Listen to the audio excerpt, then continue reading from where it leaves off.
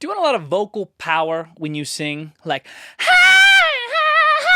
or maybe something like, wise men say only fools rush in, but I can't help falling in love with you. Then you have come to the right place. My name is Maddie, and today I'm going to teach you how to breathe and sing from your diaphragm. First, I'm going to talk about what a diaphragm is and how it impacts your singing, and then I'm going to show you some exercises to help grow your diaphragm and to help utilize it while you're singing. Singing is essentially just talking on pitch. How do we talk? How do we breathe? Well, some of you probably don't know. We have this muscle inside of our lungs, actually right underneath our rib cage in the front, right here, called the diaphragm. The diaphragm can be imagined like a big giant balloon. When you inhale, you are taking in air and filling up that balloon. When you exhale, you are exhaling the air, pushing the air out of the balloon. When you're singing, it's important to be using the diaphragm to get the best sound that you can.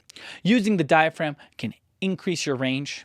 It can help transition between head voice and chest voice. It can help your voice sound fuller. It can help you sustain notes longer. It can also help with vibrato. These are all things that are desirable when you're singing. To figure out how the diaphragm's working, let's take a deep breath together. Ready? Right, that was pretty relaxing.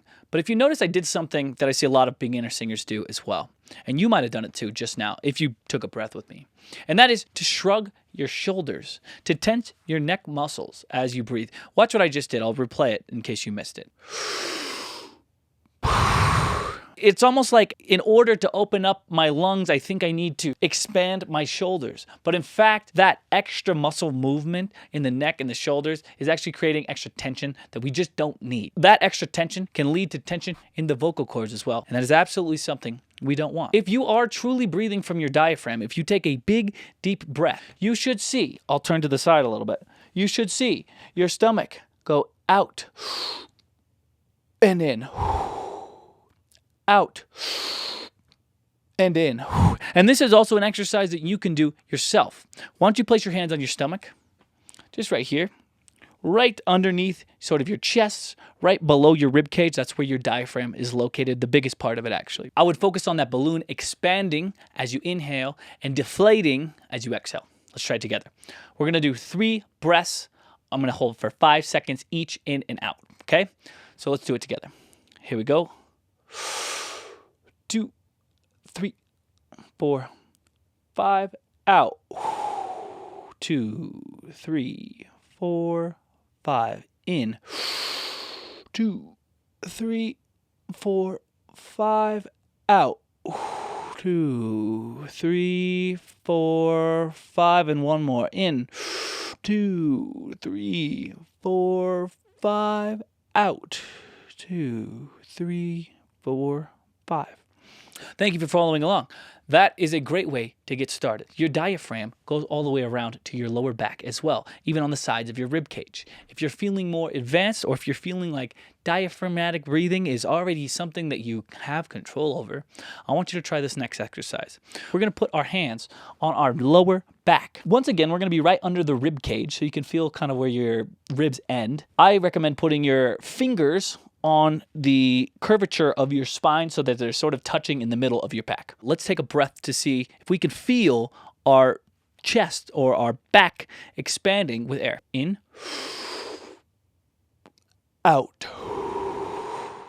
You can do the same exercise we just did with that first diaphragmatic exercise on our stomach with this one on our back. So let's try that now. We're going to do 3 breaths. Once again, 5 seconds in, 5 seconds out. I'm going to be counting, so don't follow if I hold my breath or if I'm not inhaling the whole time. I want you to be doing that. I'm just going to be leading you through this exercise as well. Okay, so we'll come back, hands on our back, on our lower back, and we will go for this. Here we go. And start in 3, 2, 1, in. 5, out. 2, 3, 4, 5, in. 2, 3, 4, 5, out. 2, 3, 4, 5. One more, in. 3, 4, 5, out. 2, 3, 4, 5. So those are the 2 exercises that I recommend doing to grow your diaphragm usage, to get that mind-muscle connection, and to help grow your singing and grow your platform or your base that you have for your singing voice. Really, the breath is the base and the foundation for everything else that comes through singing. So if you can start with building good habits at the start of your singing journey or fixing old habits that you may have been doing before, then you're off to a great start and you're going to be a fantastic singer in no time. If you're interested in learning more about your voice, or if you're interested in taking your voice to the next level, whether that be diaphragmatic breathing or other more advanced techniques, for the first time ever, I'm offering vocal lessons to people here on YouTube. Because it's the first time I'm offering vocal lessons, I'm giving you guys a discount. If you're interested, you can check that out on my website in the link below. Also, if you're interested in singing, I recommend you check out the sponsor of this video as a great resource for checking out some more videos that you can look at and listen to learn more about the art. One class I'd recommend is called Singing on Pitch with David Diaphragm, named How to Sing in Tune number 1. Skillshare is an online learning community that helps thousands of people learn new skills and show their creativity. Skillshare is another great way to dive deeper into singing and another great way to learn more about practicing. It's also a great resource to learn from experts like myself and like David Diaphragm and his class. Because Skillshare sponsored this video, they are giving you guys, the first 1,000 people that click on the link below, a 1-month free trial to the platform. I would highly recommend checking it out if you haven't. Thank you so much for watching. My name is Maddie, and I'll see you in the next one.